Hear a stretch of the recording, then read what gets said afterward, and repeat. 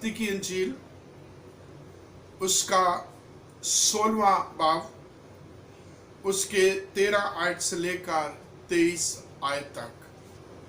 यीशु कैसरिया फिलिप्पी के प्रदेश में आया और अपने चेलों से पूछने लगा, लोग मनुष्य के पुत्र को क्या कहते हैं? उन्होंने कहा, कुछ तो यूहन्ना बपतिस्मा देने वाला, और कुछ एलिया, और कुछ यिर्मयाह या भविष्यवक्ताओं में से एक कहते हैं। उसने उनसे कहा, परंतु तुम क्या कहते हो कि मैं कौन हूं? शमौन पतरस ने उत्तर दिया, तू जीवते परमेश्वर का पुत्र मसीह है। यीशु ने उसको उत्तर दिया, हे शमौन, योना के पुत्र, तू धन्य है, क्योंकि मांस और लहू ने नहीं, परंतु मेरे पिता ने जो स्वर्ग में है ये बात तुझ पर प्रकट की है। और मैं भी तुझसे कहता हूं कि तू पतरस है, और इस पत्थर पर मैं अपनी कलीसिया बनाऊंगा, और अधोलोक के फाटक उस पर प्रबल ना होंगे। मैं तुझे स्वर्ग की कुंजियां दूंगा, और जो कुछ तू पृथ्वी पर बांधेगा वह स्वर्ग में बंधेगा, और जो कुछ तू पृथ्वी पर खोलेगा वह स्वर्ग में खुलेगा। तब उसने चेलों को चिताया कि किसी से ना कहना कि मैं मसीह हूं। उस समय यीशु अपने चेलों को बताने लगा, अवश्य कि मैं यरूशलेम में जाऊं और पुरनियों और प्रधान याजकों शास्त्रियों के हाथ से दुख उठाऊं और मार डाला जाऊं, और तीसरे दिन फिर जी उठूं। इस पर पतरस उसे अलग ले जाकर झिड़कने लगा और कहा, हे प्रभु, परमेश्वर ना करे तेरे साथ कभी ऐसा हो। उसने मुड़कर उससे कहा, हे शैतान, मेरे सामने से दूर हो जा, तू मेरे लिए ठोकर का कारण है, क्योंकि तू परमेश्वर की बातों पर नहीं परंतु मनुष्यों की बातों पर मन लगाता है। परमेश्वर का धन्यवाद देते हैं इस समय के लिए जो प्रभु ने हम सबको दिया कि हम प्रभु के पवित्र वचनों के ऊपर मनन कर सके। पिछले बार हमने देखा था कि प्रभु यीशु मसीह कनानी स्त्री के विश्वास को देख करके उसकी प्रशंसा करते हैं और उससे कहते हैं कि तेरा विश्वास बड़ा है, वो जैसा तू चाहती है वैसे तेरे साथ हो। एक बहुत बड़ी प्रॉमिस, बड़ी प्रतिज्ञा प्रभु यीशु मसीह उस अन्य जाति कनानी स्त्री के साथ करते हैं। और फिर हम देखते हैं कि प्रभु यीशु मसीह उनके बहुत सारे रोगियों को चंगा करते हैं और 4000 की भीड़ को भोजन खिलाते हैं जो अन्य जाति लोग हैं। और फिर आगे हम देखते हैं कि जो लोग हैं वो प्रभु यीशु मसीह से स्वर्गीय चिन्ह मांगते हैं और प्रभु यीशु मसीह उनको मना करते हैं, बल्कि उनको कपटी लोग कहते हैं, व्यभिचारी जाति कहते हैं। और इस प्रकार से उनको ये कहते हैं कि योना नबी के चिन्ह को छोड़ करके और कोई भी चिन्ह इनको दिखाया नहीं जाएगा। उसके बाद हम देखते हैं कि प्रभु यीशु मसीह उनको चेतावनी देते हैं, शिक्षा देते हैं कि वो सदूकियों के और फरीसियों के खमीर से अर्थात गलत तालीम से अपने आप को सावधान रखें, उससे बच करके रखें। फिर परमेश्वर का पवित्र वचन हम 16 अध्याय जो मत्ती का है और उसके 13 वचन से 23 वचनों तक हम पढ़ते हैं। प्रभु यीशु मसीह इस समय अपने चेलों को कैसरिया फिलिप्पी ले जाते हैं और कैसरिया फिलिप्पी जो बिल्कुल इस गलील प्रांत से बिल्कुल बाहर है, दूसरा प्रांत है, वहां ले जाकर के प्रभु यीशु मसीह अपने चेलों से पूछते हैं, लोग मनुष्य के पुत्र के बारे में क्या कहते हैं। अब जब हम कैसरिया फिलिप्पी की बात करते हैं, एक ऐसा इलाका है जो देवी देवताओं की पूजा करने के लिए, मूर्तियों की पूजा करने के लिए, अलग अलग देवियों की पूजा करने के लिए माना जाता है।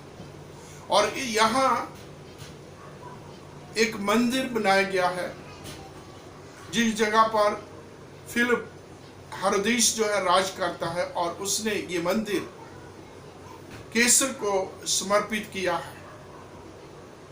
और यहाँ मूर्ति पूजा चरम सीमा पर होती है।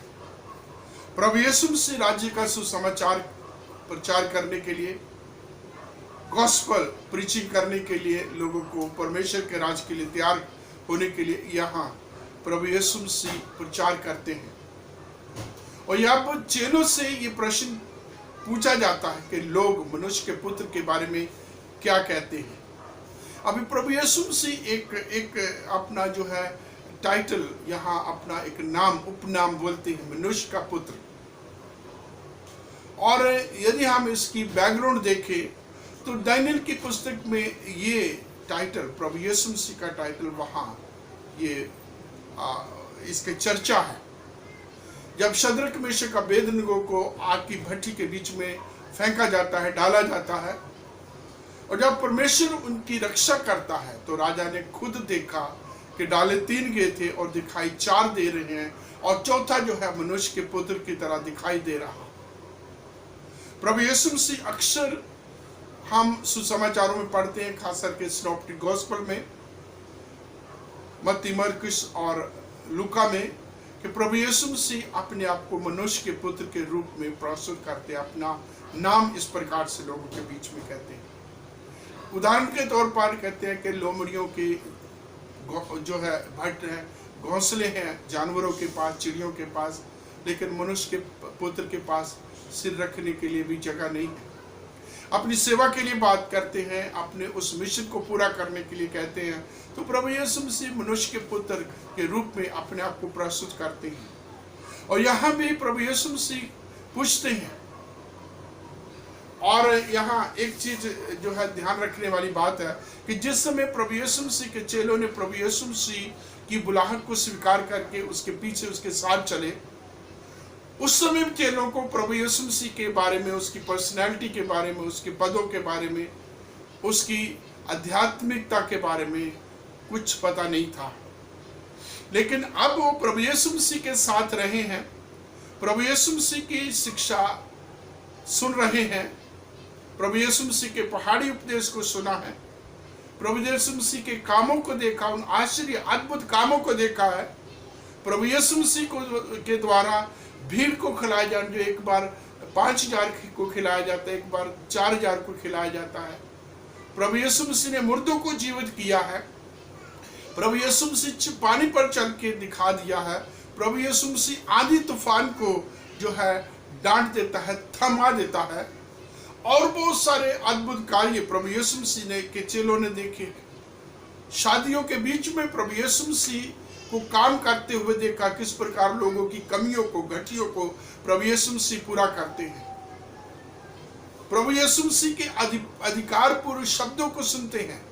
किस प्रकार जब जो लोग प्रभु यीशु मसीह से प्रश्न करते हैं, उस समय के धार्मिक अगुवा, और प्रभु किस प्रकार से उनको उत्तर देते हुए उन लोगों को खामोश करते या निरुत्तर कर देते हैं। दुष्ट आत्मा के ऊपर प्रभु यीशु मसीह का अधिकार, शैतानी ताकतों के ऊपर प्रभु यीशु मसीह के अधिकार को इस समय प्रभु यीशु मसीह के चेलों ने देख लिया। और अब उनका भी एक प्रभु यीशु मसीह के बारे में एक ओपिनियन होगा। इसलिए प्रभु यीशु मसीह इस गैर गलीली इलाके में आकर के प्रभु यीशु मसीह पूछते हैं अपने चेलों से। प्रभु यीशु मसीह पूछते हैं कि लोग मनुष्य के बारे में क्या कहते हैं। और यहाँ ध्यान देने वाली बात है कि यहाँ एस्टोरेट जैसी देवी को पूजा जाता है, और देवताओं की अनेक तरीके के यहाँ मूर्ति पूजा होती है।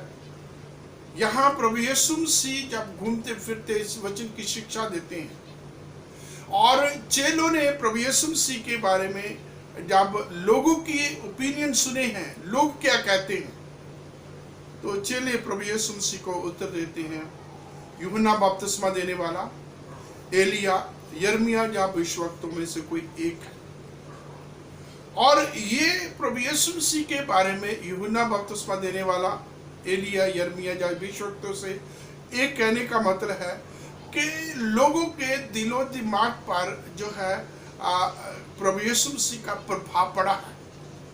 इस अन्य जाति, इस मूर्ति पूजा इलाके में आकर के लोग प्रभु यीशु मसीह को कुछ खास महत्व दे रहे हैं। अब यूहन्ना बपतिस्मा देने वाला देखा जाए तो वो 400 साल के बाद एक मौन युग जो है कल युग के बाद वो जो है इस पृथ्वी पर आते हैं, प्रभु परमेश्वर के राज्य के बारे में बताते हैं, प्रभु यीशु मसीह के लिए रास्ता तैयार करने के लिए कहते हैं, और लोगों को सीधी सीधी उनके मुंह पर उनकी कमियों को बताते हैं। जैसे मत्ती के सुसमाचार में हम पढ़ते हैं कि जब बहुत सारे लोगों को, बहुत सारी भीड़ को उसने यरदन के पास अपनी ओर आते देखा और उनसे कहा, हे सांप के बच्चों, किसने तुम्हें जता दिया कि आने वाले प्रकोप से भागो। और उनको ये अपने अपने मनों में ये मत सोचो कि हमारा पिता अब्राहम है, क्योंकि परमेश्वर इन पत्थरों में से भी अब्राहम के लिए संतान उत्पन्न कर सकता है। और फिर उनकी तमाम इन बातों को जो है उनके सामने खरी खरी बातों उनके मुंह पर बोलते हैं, यहाँ तक कि वो राजा हेरोदिस को भी जो है उसकी मुंह पर बोलते कि तेरे भाई की पत्नी को अपनी पत्नी बना करके तेरे लिए रखना जायज नहीं है। और इस प्रकार उस समय के धार्मिक अगुओं, राजा, जो भी लोग हैं, उन सब के लिए वो एक प्रोटेस्ट के तौर पर जंगल में है। लोगों की तरह उसका खान पान नहीं है, लोगों की तरह उसके वस्त्र नहीं है। इसलिए यूहन्ना को कहा गया जंगल में पुकारने वाले की आवाज, और वो चिल्ला चिल्ला कर, दहाड़ दहाड़ कर लोगों के पाप उनको बताता है, और लोग अपने पापों से पश्चाताप करने के लिए उसके पास बपतिस्मा लेने के लिए आते हैं। फिर उनको यूहन्ना बिल्कुल सीधा बोल रहे कि अब कुल्हाड़ा जो है पेड़ की जड़ पर रखा गया है, और जो फल नहीं देगा, जो अच्छे काम नहीं करेगा, वो पेड़ काट डाला जाएगा, आग में झोंक डाला जाएगा, नाश कर दिया जाएगा।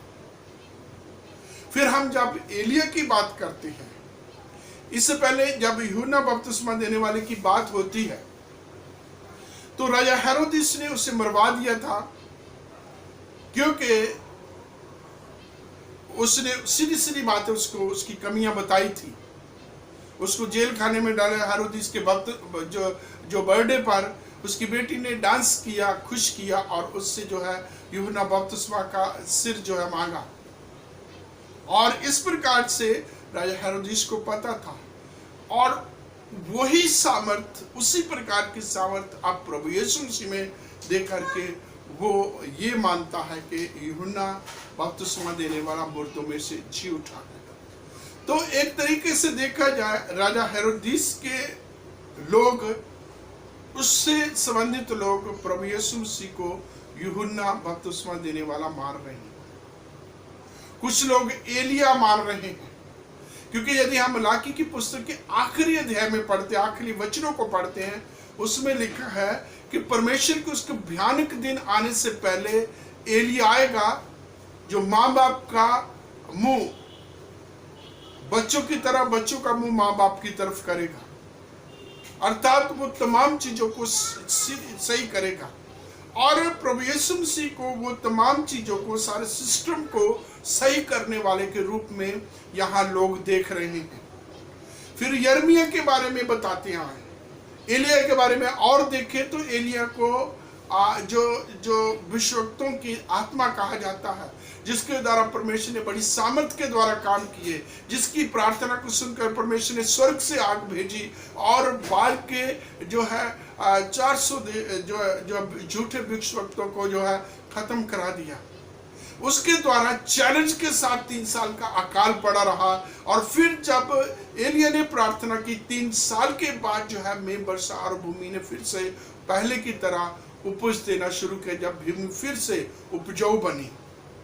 एक सामर्थ के साथ परमेश्वर की गवाही देने वाला और परमेश्वर के पास उठाए जाने वाला भविष्यवक्ता जिसके ऊपर मृत्यु नहीं आई, उसके रूप में प्रभु यीशु मसीह को उसकी तरह देख रहे हैं।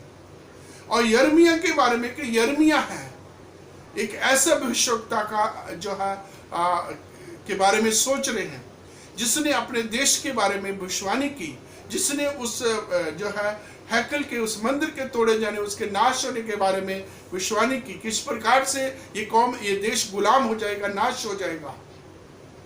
और जिसको हम जो है वीपिंग प्रॉफिट के नाम से भी जानते, जो अपने लोगों के लिए रोता, अपनी कौम के लिए रोता, अपने देश के लिए रोता है।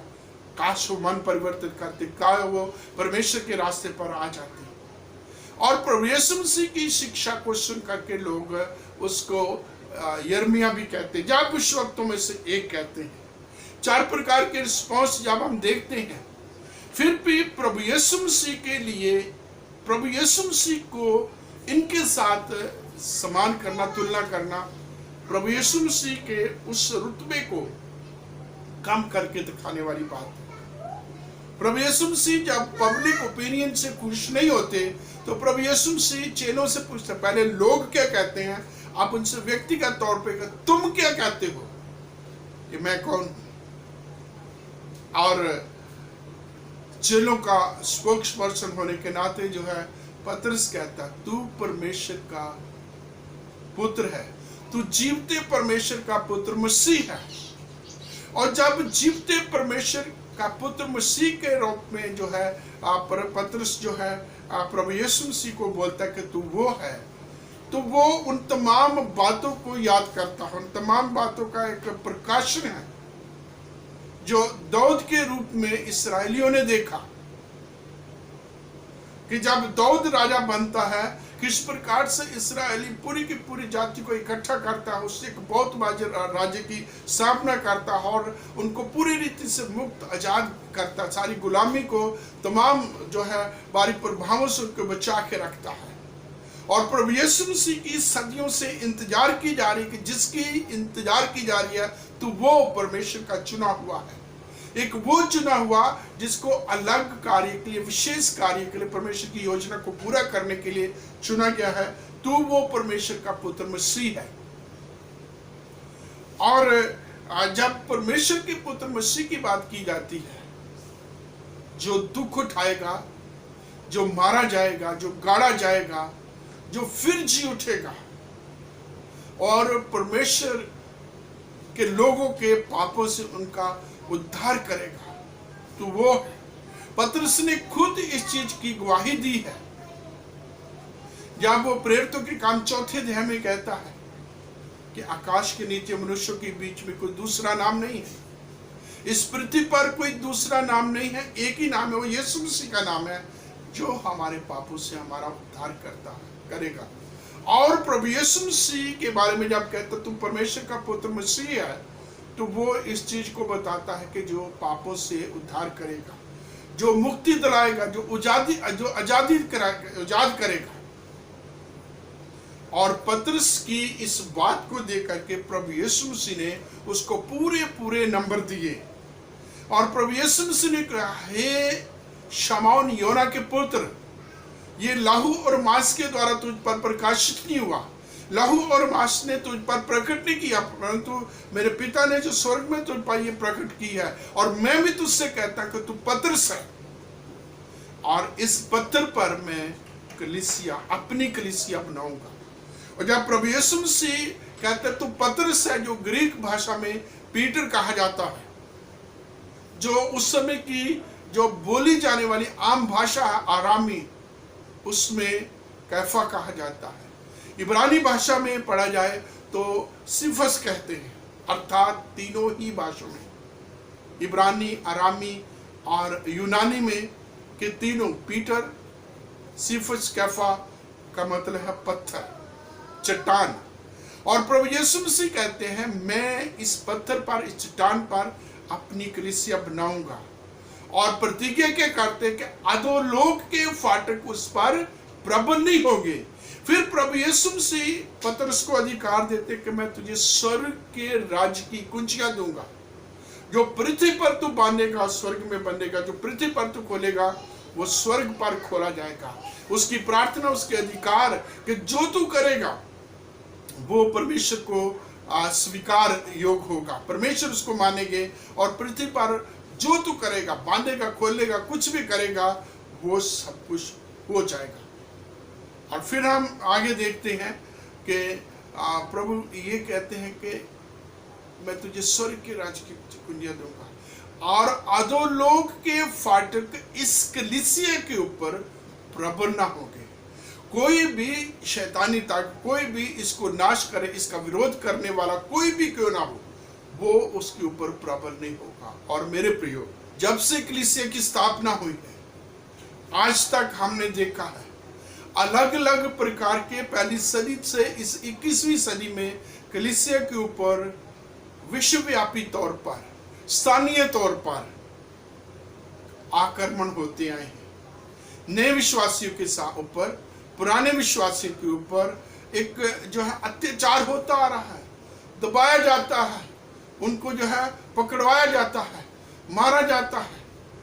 अलग अलग लोग उठे, पौल जो पहले सौल था उससे आरंभ करके आज के दिन तक अलग अलग देश में, अलग अलग जाति में, अलग अलग भाषा में के लोग जो है कलीसिया को सताने का, कलीसिया को नाश करने का, परमेश्वर के वचन की आमनादी को बंद करने का प्रयास करते आए हैं। लेकिन आज तक कोई भी इसके ऊपर प्रबल नहीं हो सका, क्योंकि प्रभु ने खुद कहा है कि तू शमौन पतरस है, तू अर्थात पत्थर है, तू चट्टान है, और तुझ पर मैं कलीसिया की स्थापना करूंगा जिसके ऊपर कोई भी विरोधी की ताकत, कोई भी अधोलोक के फाटक जिसके ऊपर प्रबल नहीं होंगे।